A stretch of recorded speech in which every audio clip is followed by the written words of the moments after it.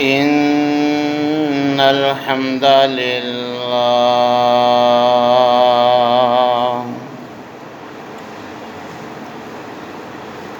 نحمده ونستعينه ونستغفره ونعوذ بالله من شرور أنفسنا ومن سيئات أعمالنا من يهده الله فلا مضل له ومن يضلل فلا هادي له وأشهد أن لا إله إلا الله وحده لا شريك له وأشهد أن محمدًا عبده ورسوله أما بعد فإن خير الحديث كتاب الله وخير الهدي هدي محمد صلى الله عليه وسلم وشر الأمور محدثاتها وكل محدثة بدعة وكل بدعة ضلالة وكل ضلالة في النار. يا أيها الذين آمنوا اتقوا الله حق تقاته ولا تموتن إلا وأنتم مسلمون. يا أيها الناس اتقوا ربكم الذي خلقكم من نفس واحدة وخلق منها زوجها وبث منهما رجالا كثيرا ونساء واتقوا الله الذي تساءلون به والأرحام إن الله كان عليكم رقيبا.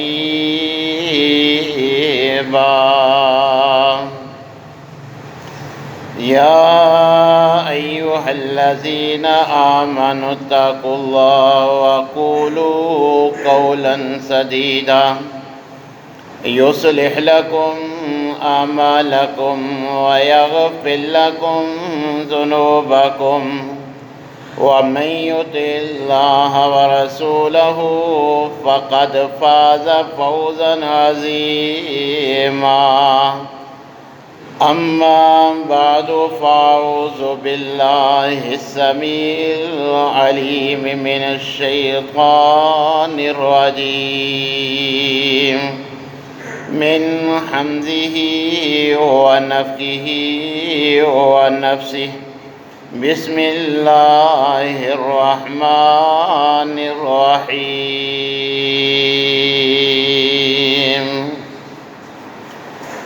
شهر رمضان الذي أنزل فيه القرآن هدى للناس وبينات من الهدى والفرقان. وقال النبي صلى الله عليه وسلم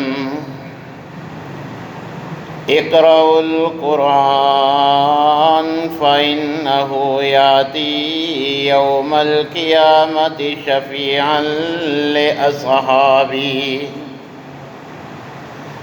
وقال النبي صلى الله عليه وسلم إن الله يرفع بهذا الكتاب أقواما ويذر به آخرین۔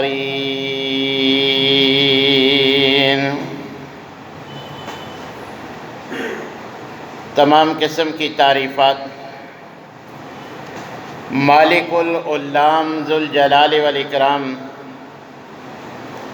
وحدہ لا شریک، مالک کائنات اور خالق ارض و سما کے لیے لاکھوں کروڑوں درود و سلام اس ہستی اقدس و مقدس کے اوپر جن کا نام نامی اسم گرامی جناب محمد الرسول اللہ صلی اللہ علیہ وسلم ہے۔ سامعین محترم، اس ماہ مبارک کو جن وجوہات کی بنا پر اللہ احکم الحاکمین نے عام مہینوں سے فوقیت عطا فرمائی ہے، ان میں ایک مین وجہ کہ اس ماہ مبارک میں قرآن کریم جیسی عظیم کتاب کا نزول ہوا۔ بعین ہی لیلۃ القدر کو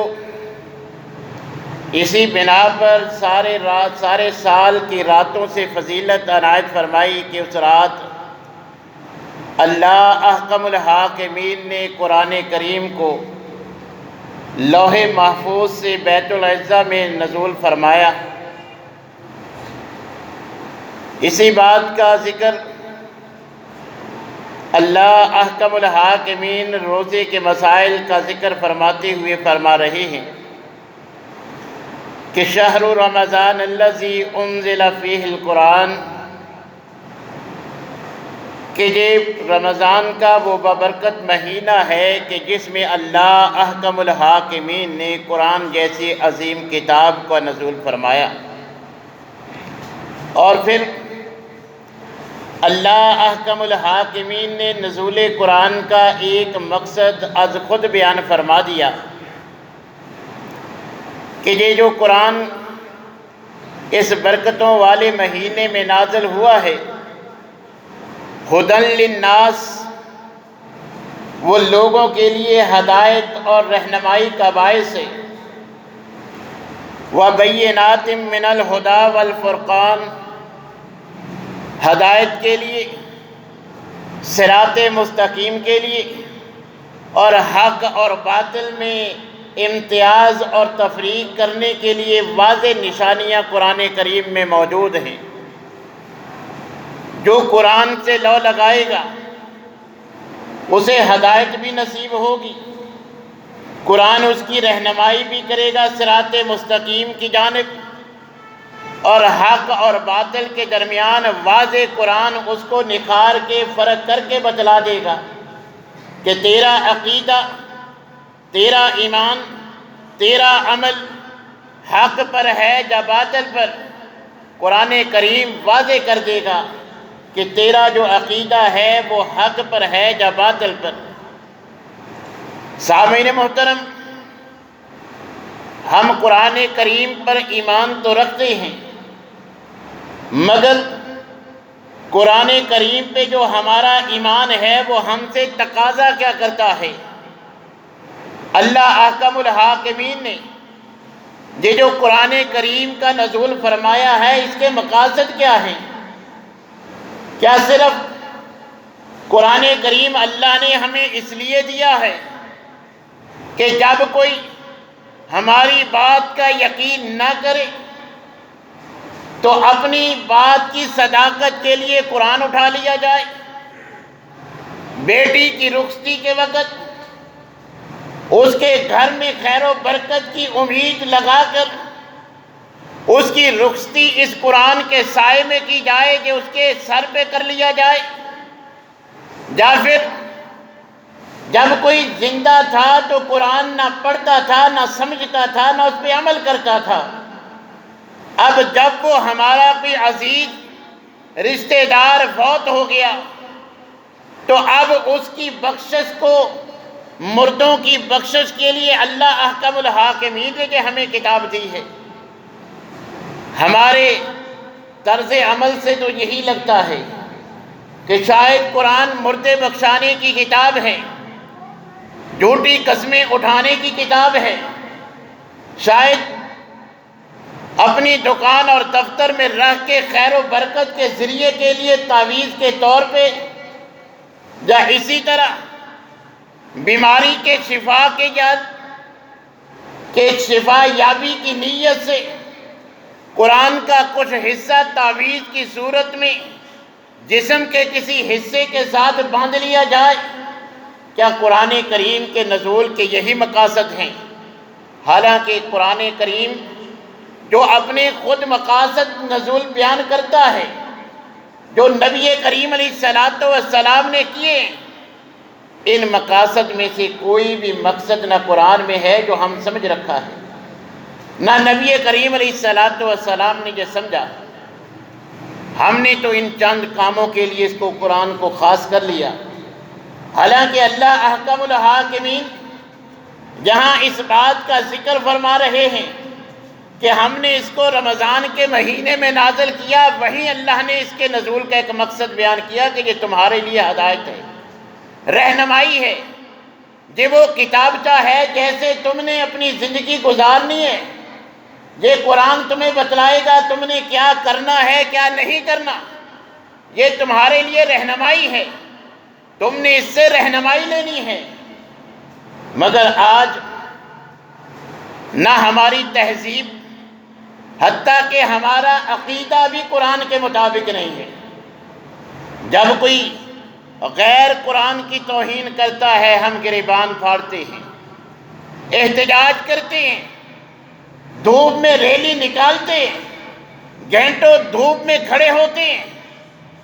جب وجہ پوچھی جاتی ہے کہ کسی کافر نے قرآن کی توہین کی ہے، قرآن کو جلایا ہے، ہم احتجاج کر رہے ہیں، بھئی قرآن جو کہتا ہے تو کرتا نہیں، قرآن نے جس سے تجھے روکا ہے تو رکتا نہیں، قرآن میں کتنے سینکڑوں مرتبہ تمہیں نماز کا حکم دیا گیا تو مسجد میں آتا نہیں، قرآن کہتا ہے سود اللہ اور اس کے رسول سے اعلان جنگ ہے، جنگ اپنوں سے نہیں ہوتی، دشمنوں سے ہوتی ہے، تو قرآن کا دشمن ہے، پیغمبر کا دشمن ہے، اللہ سے تم نے دشمنی لی ہوئی ہے، تیرے اعمال میں تیرے مال میں سود کی آمیزش ہے، اور تو سمجھتا ہے میں قرآن کی توہین برداشت نہیں کروں گا۔ تجھ سے بڑا قرآن کا گستاخ کون ہے؟ قرآن کی اور توہین کیا ہے؟ اللہ احکم الحاکمین فرما رہی ہیں کہ تمہارے لیے رہنمائی ہے۔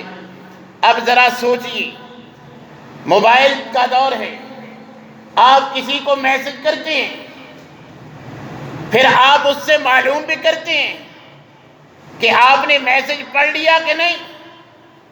جو نشاندہی کے طریقے ہیں میسج ریڈنگ کے، وہ چیک کرتے ہیں کہ اس نے پڑھا ہے کہ نہیں۔ اگر وہ پڑھ لے، جو آپ نے اس کو بات اس میسج میں کہی ہے وہ نہ کرے، جس سے روکا ہے وہ نہ رکے، تو آپ کہیں گے اس نے میرے میسج کا حق ادا کر دیا۔ اللہ احکم الحاکمین فرما رہے ہیں تمہارے لیے میں نے یہ رہنمائی بھیجی ہے، تم نے اس کو پڑھنا بھی ہے، پڑھو گے ثواب ملے گا، اس کو سننا بھی ہے، سنو گے تب بھی ثواب ملے گا، مگر اس کو اصل مقصد سمجھ کر اس پر عمل کرنا ہے کہ تم نے قرآن کو پڑھنے تک خاص نہیں کرنا کہ صرف سال میں 1 مہینہ بس اس کی ورق گردانی کرتے رہو ڈھیروں ثواب، بس مقصد پورا ہو گیا۔ نہیں، اصل مقصد پڑھنے کے ساتھ ساتھ اس کو سمجھ کر اس پر عمل کرنا ہے۔ مگر میرا اور آپ کا طرز عمل کیا ہے اور قرآن ہم سے کیا تقاضا کرتا ہے؟ قرآن کریم اگر پڑھیں گے تو اللہ احکم الحاکمین تب بھی ثواب دیں گے، لہذا ہمیں پڑھنا بھی چاہیے، کیونکہ پڑھنے سے دنیاوی فوائد بھی ہیں، اخروی فوائد بھی ہیں۔ نبی کریم علیہ السلام نے فرمایا اقرأ القرآن، کہ یہ مخمل کا لبادہ اڑا کے گھر میں اتنی اونچی جگہ نہیں رکھنا کہ بڑے کا بھی ہاتھ تک نہ پہنچ سکے۔ نبی کریم علیہ السلام فرما رہے ہیں اقرأ القرآن، قرآن پڑھا کرو، یہ پڑھنے کے لیے ہے، اگر پڑھو گے تو اس کا نتیجہ کیا نکلے گا؟ نبی کریم علیہ الصلوۃ والسلام نے فرمایا شفیعا لاصحابی، قرآن پڑھو، کل قیامت کے دن جب تمہیں سفارش کی ضرورت ہوگی یہ قرآن تمہارا سفارشی بن کے آئے گا۔ کہیں نبی کریم علیہ الصلوۃ والسلام نے فرمایا اپنے گھروں کو قبرستان نہ بناؤ، قرآن کی تلاوت کیا کرو۔ یاد رکھو جس گھر میں سورہ بقرہ کی تلاوت کی جاتی ہے جن شیاطین اس گھر سے بھاگ جاتی ہیں، یہ پیغمبر کا فرمان ہے۔ جس گھر میں قرآن کی تلاوت نہیں ہوتی وہ قبرستان کی مانند ہے، اور جس گھر میں قرآن کی تلاوت ہوتی ہے جن شیاطین اس گھر میں بسیرا نہیں کر سکتے۔ قرآن پڑھنے سے جسمانی اور روحانی تمام بیماریاں دور ہوتی ہیں۔ خود اللہ احکم الحاکمین نے فرمایا شفاء لما فی الصدور، کہ یہ قرآن کریم سینے میں جتنی بیماریاں ہیں، تمہارے سینے میں، تمہارے دل میں کدورت ہے، نفرت ہے، تمہارے سینے میں عداوت ہے، دشمنی ہے، حسد ہے، بغض ہے، اس طرح کی ساری بیماریاں، وہ نفاق کی ہو، وہ جتنی بھی ہوں گی، یہ قرآن کی تلاوت کرنے سے ختم ہو جائیں گی۔ اور کوئی بیماری ایسی نہیں جس سے قرآن پڑھنے سے شفا نہ ملتی ہو۔ آج گھروں میں قرآن بند پڑے ہیں، ہسپتال بیماروں سے بھرے پڑے ہیں۔ نبی کریم علیہ الصلوۃ والسلام شفا کے طور پہ قرآن سے رہنمائی دیتے، قرآن کریم سے شفا حاصل کرتے۔ حضرت عائشہ رضی اللہ تعالی عنہا کے پاس ایک بچی، آپ نے اس کو دیکھا تو نظر کے اثرات، حضرت عائشہ سے فرماتے ہیں کہ اس کو قرآن سے دم کرو، اس کو بچی کو نظر لگی ہوئی ہے۔ اللہ احکم الحاکمین نے یہ شفا ہمارے ہر گھر میں پہنچائی ہے، مگر ہم دنیاوی وسائل میں شفا ڈھونڈتے ہیں۔ میرے بھائیوں، قرآن پڑھنے کا فائدہ اس قدر ہے، نبی کریم علیہ الصلوۃ والسلام نے فرمایا کہ ایک حرف پہ اللہ 10 نیکیاں دیتے ہیں۔ اور وضاحت کے لیے، مزید ترغیب دلانے کے لیے فرمایا الف لام میم، اس کو ایک نہ جانو، الف الگ ہے، لام الگ ہے، میم الگ ہے۔ اس الف لام میم کے الگ الگ ایک ایک حرف پہ 10 ملا کے ایک الف لام میم سے 30 نیکیاں ملتی ہیں۔ یہ چھوٹی سی سورہ اخلاص جو ایک سانس میں 3 مرتبہ ہم پڑھ سکتے ہیں، ایک مرتبہ پڑھنے سے 10 سپارے جتنا اللہ اجر نامہ اعمال میں لکھ دیتے ہیں۔ مکمل قرآن 30 پارے، ایک ایک حرف کی 10 نیکیاں اکٹھی کریں تو 3 مرتبہ سورہ اخلاص پڑھنے سے نامہ اعمال میں اتنی نیکیاں لکھ دی جاتی ہیں۔ نبی کریم علیہ الصلوۃ والسلام نے فرمایا کہ قرآن نے کریم کی تلاوت کیا کرو۔ کیا تم میں سے کوئی یہ بات پسند کرتا ہے وہ اب گھر میں جائے تو اس کو حاملہ اونٹنیاں گھر میں موجود ہوں؟ یہ اس وقت، اس دور میں، آج ہمارا بھی کمرشل پلازا یا مرسڈیز بھی اس دور کی حاملہ اونٹنی کا مقابلہ نہیں کر سکتے۔ تو نبی صلی اللہ علیہ وسلم نے فرمایا کہ کوئی گھر میں جائے 2-3 جو ہے وہ صرف حاملہ جو ابھی جو ہے وہ بچے دے گی اور زیادہ نفع ملے گا، کوئی پسند کرتا ہے؟ دنیاوی نفع ہر انسان کو طبی طور پہ پسند ہوتا ہے، کہ کیوں نہیں اللہ کے رسول؟ فرمایا قرآن کریم کی چند آیات کی تلاوت کر لینا تمہارے لیے ان حاملہ اونٹنیوں سے کئی گنا زیادہ بہتر ہے۔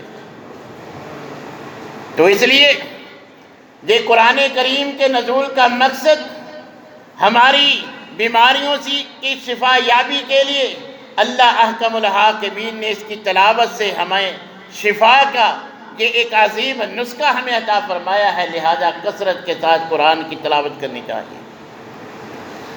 قرآن کریم کی تلاوت کرنا اجر و ثواب کا باعث ہے، مگر جب قرآن پڑھا جائے تو قرآن کو سننا یہ فرض ہے۔ قرآن پڑھنا فرض نہیں، پڑھیں گے تو اجر بے پناہ اللہ نے رکھا ہے، مگر جب قرآن کوئی پڑھ رہا ہے، ہمارے کانوں تک قرآن پڑھنے کی آواز آ رہی ہے، پھر مومن مسلمان کا رویہ کیا ہونا چاہیے؟ یہی جو ہماری مساجد کا حال ہے۔ صلاۃ التراویح میں مسجد جو ہے وہ دارے کا منظر پیش کرتی ہے، جو پڑھنے والی ہیں وہ بھی باتوں سے تنگ، بیٹھ کے باتیں کرنے والے، شور کرنے والے، کھیل کود بچوں کی جاری، ادھر اللہ کا گھر ہے، اللہ کا کلام پڑھا جا رہا ہے۔ تو اللہ احکم الحاکمین کیا فرماتے ہیں؟ وَإِذَا قُرِئَ الْقُرْآنُ فَاسْتَمِعُوا لَهُ وَأَنصِتُوا لَعَلَّكُمْ تُرْحَمُونَ۔ جب قرآن پڑھا جا رہا ہے تم پہ لازم ہے، فرض ہے کہ خاموشی کے ساتھ قرآن سنو، چپ رہو۔ اگر تم چاہتے ہو کہ اللہ تم پہ رحم کرے، تم بھی اس کے فوائد سمیٹنا چاہتے ہو، پڑھیں گے، بیماریوں سے شفا ہے، بیٹھ کے سنتے ہی رہیں۔ اللہ جسمانی روحانی بیماریاں آپ دیکھ لیں، یہ جتنے بھی جادو کے اثرات ہوتے ہیں ان کا علاج کیا ہے؟ اسلامی نقطہ نظر سے وہ قرآن کی آیات ہی پڑھی جاتی ہیں۔ جب قرآن پڑھا جا رہا ہے، مسجد میں پورے قرآن کی تلاوت کا اہتمام کیا جا رہا ہے، اگر کم از کم نوافل میں نہیں سن سکتے، پیچھے بیٹھ کے چپ ہو کر ہی سن لو، تاکہ اس کے سننے سے تو تمہیں کم از کم بیماریوں سے شفا ملے۔ اللہ احکم الحاکمین مزید جو اس کے سننے کی برکات ہیں وہ تو سمیٹ لو۔ اس لیے تو نبی کریم علیہ الصلوۃ والسلام نے فرمایا القرآن حجت لک او علیک، قرآن یا تو تمہارے حق میں دلیل ہوگا یا پھر تمہارے خلاف۔ اب اگر تو اس کو سنیں گے، اس کی قدر کریں گے، اس کو پڑھیں گے، سمجھیں گے، اس پر عمل کریں گے، کل یہ قرآن ہمارے حق میں دلیل ہوگا کہ اللہ اس کو جنت دے۔ اور اگر ایسا نہیں ہے تو نبی کریم علیہ الصلوۃ والسلام نے فرمایا پھر تمہارے خلاف یہ کل اللہ کے دربار میں دعویٰ کرے گا کہ اللہ بیمار کا شفا مجھ سے نہیں مانگا، مجھے پڑھ کے شفا حاصل نہیں، نہ اس نے مجھے پڑھنے کی ضرورت سمجھی، نہ سمجھنے کی، نہ اس پہ عمل کرنے کی، چند کاموں کے لیے اس نے مجھے خاص کر رکھا تھا، اب تیری مرضی ہے اس کو بخش دے، میرے ساتھ تو اس نے یہ رویہ رکھا۔ یہ قرآن ہمارے خلاف دلیل بنے گا۔ اگر ہم چاہتے ہیں کہ ہمارے حق میں سفارشی بنے تو قرآن کو پڑھیں، اس کو سمجھیں اور اس پر عمل کریں۔ نبی کریم علیہ الصلوۃ والسلام نے فرمایا الصیام والقرآن یشفعان للعبد یوم القیامہ، روزہ جیسے اپنے روزے دار کے لیے سفارش کرے گا، اسی طرح قرآن اپنے پڑھنے والے کے لیے سفارش کرے گا، اور زبان رسالت سے فرمایا اللہ ان کی سفارش قبول بھی فرمائیں گے۔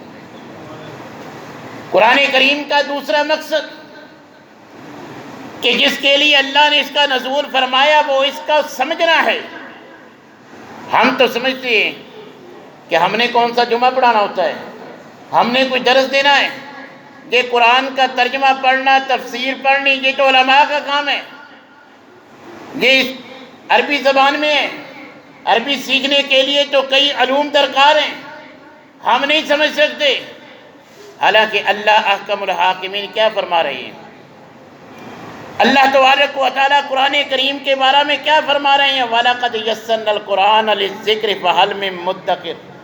سورہ قمر میں ایک ہی صورت میں 4 مرتبہ اللہ ایک مرتبہ بھی کہتے ہیں اللہ سے زیادہ سچا کوئی نہیں، مگر اللہ 4 مرتبہ فرما رہے ہیں کہ یہ قرآن انتہائی آسان ہے۔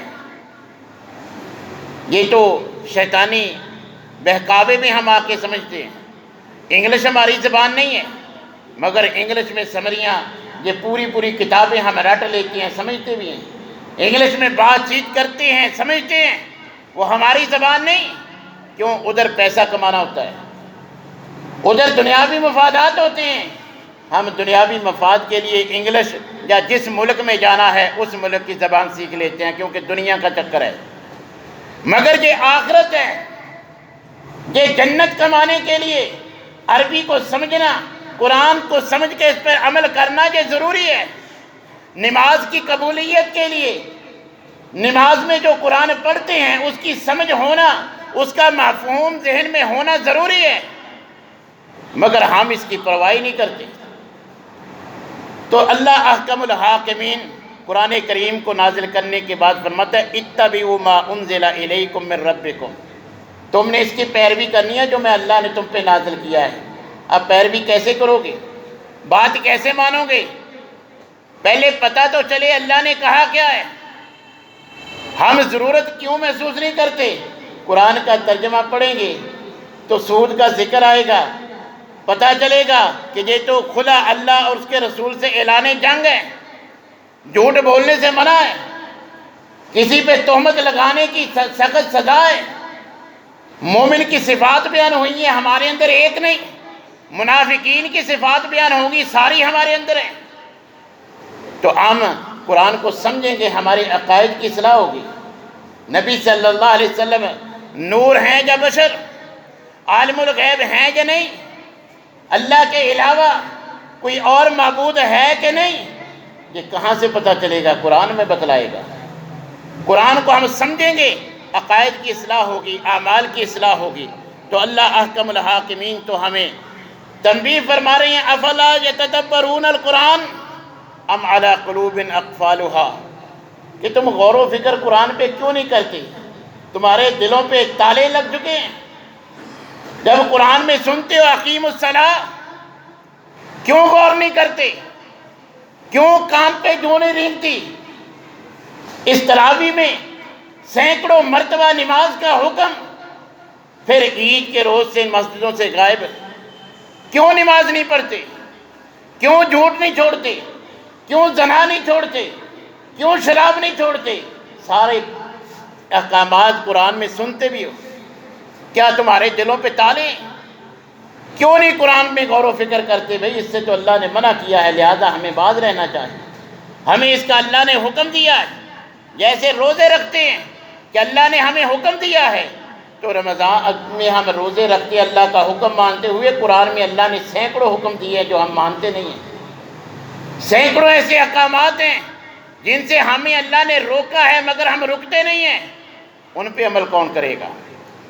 تو قرآن کو سمجھیں گے تو تبھی ہم اس پر عمل کرنے والے بنیں گے، اور اگر نہیں سمجھیں گے تو جو ہماری آج حالت ہے، آج سود پہ رقم لے کے مسلمانوں کے ملک چلتے ہیں، ہماری فضول کی ضروریات جو ہماری اصل ضروریات ہوتی ہیں وہ تو اللہ غریب کی امیر کی سب کی پوری کر دیتا ہے، مگر جو ہماری فضول خواہشات ہوتی ہیں ان کی تکمیل کے لیے کوئی مکان گروی رکھتا ہے، کوئی دکان گروی رکھتا ہے، بس گاڑی لینی ہے مجھے، جو ہے وہ کوئی اپنی پراپرٹی گروی رکھ کے سود پہ گاڑی مل جائے، رقم مل جائے، فضولیات کے لیے ہم جو ہے وہ سود لے لیتے ہیں۔ مگر میرے بھائیوں، یہ رمضان کا مہینہ، بھوک پیاس برداشت کریں، سحری افطاری اس رقم سے کریں گے جس میں سود کی آمیزش ہوگی، تو بتاؤ کہ روزے کا کوئی فائدہ ہوگا؟ روزے سے ہمیں کچھ حاصل ہوگا؟ اللہ احکم الحاکمین کیا فرماتے ہیں؟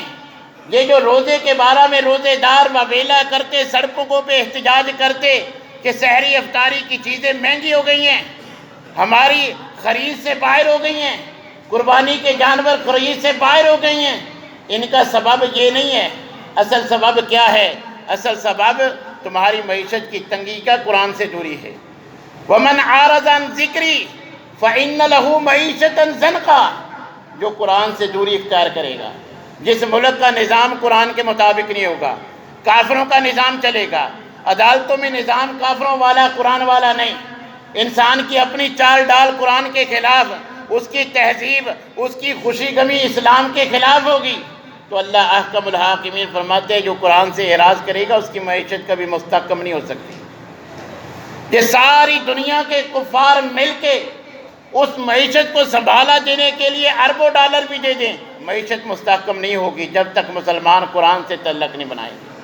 وَمَنْ عَارَضَ عَنْ ذِكْرِي فَإِنَّ لَهُ مَعِيشَةً ضَنْكًا، دنیا میں کبھی قرآن سے دور رہ کر، قرآن سے اعراض کر کے معیشت مستحکم نہیں ہو سکتی، نہ کسی گھر کی، نہ کسی خاندان کی، نہ کسی ملک کی، نہ کسی قوم کی۔ اور اس کے ساتھ ساتھ اخروی کیا ہوگا؟ اللہ تبارک و تعالیٰ فرماتے ہیں کہ اس کے ساتھ ساتھ دنیاوی نقصان تو سن لیا، کل قیامت کے دن ایسے انسان کو میں اندھا کر کے اٹھاؤں گا۔ قال رب لما حشرتنی اعمیٰ، یہ پھر سوال کرے گا کہ اللہ دنیا میں تو آنکھیں دی تھیں مگر آج مجھے اندھا کیوں کر دیا؟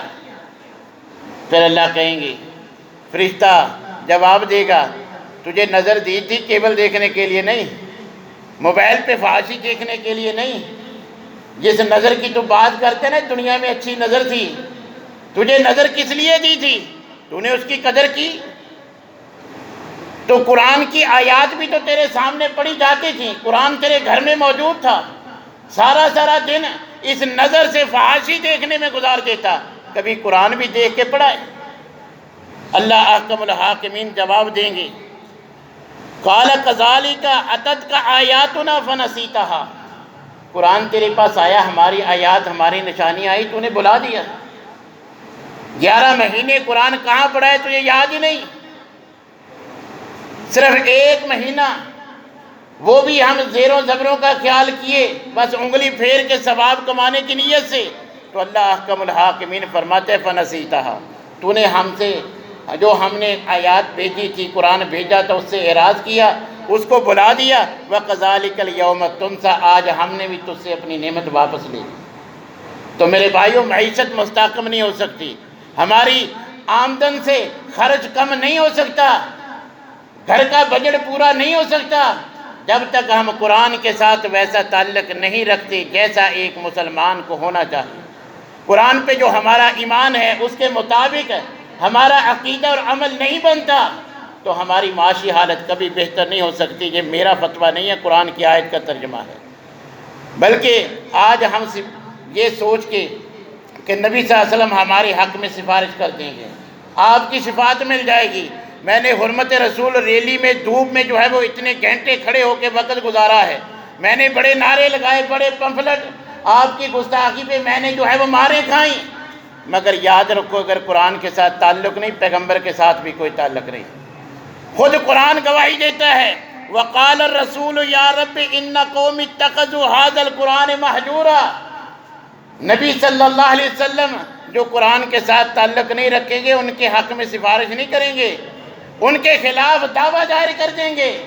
اے اللہ، یہ تیرے وہ بندے، میری وہ قوم ہیں جنہوں نے قرآن پسے پچ ڈال دیا، نہ ان کی عبادت قرآن کے مطابق، نہ ان کا عقیدہ قرآن کے مطابق، نہ ان کا عمل قرآن کے مطابق۔ اے اللہ، انہوں نے قرآن کو چھوڑ دیا تھا، اب تیری مرضی ہے، تو ان کے ساتھ جو سلوک کرنا چاہے، بس میں تمہیں گواہی دیتا ہوں یہ میری قوم کے وہ بندے ہیں جنہوں نے قرآن سے اعراض کیا تھا، اب تیری مرضی ہے ان کو سزا کیا دینی ہے۔ تو نبی صلی اللہ علیہ وسلم جس کے خلاف دعویٰ دائر کر دے، اللہ جو مجرم ہے، اس نے یہ جرم کیا ہے، اب بتائیں اس پہ اللہ کی رحمت ہوگی؟ جہنم سے بچ سکے گا؟ قرآن تو ایسی کتاب ہے، اگر اس کو حفظ کر لیا جائے، حافظ قرآن کے تو کیا کہنے، اس کا تو جنت میں مقام ہی بڑا بلند ہے۔ نبی صلی اللہ علیہ وسلم نے فرمایا، اللہ فرمائیں گے بھی منزل پڑھتا جا، اقرأ ورتقِ، کہ جو تجھے قرآن یاد ہے پڑھتا جا، جتنا تو پڑھتا جائے گا جنت میں اتنی تیری منزلیں بلند ہوتی جائیں گی، مقام بلند ہوتا جائے گا، اعلیٰ سے عرفہ تجھے مقام اللہ دیں گے۔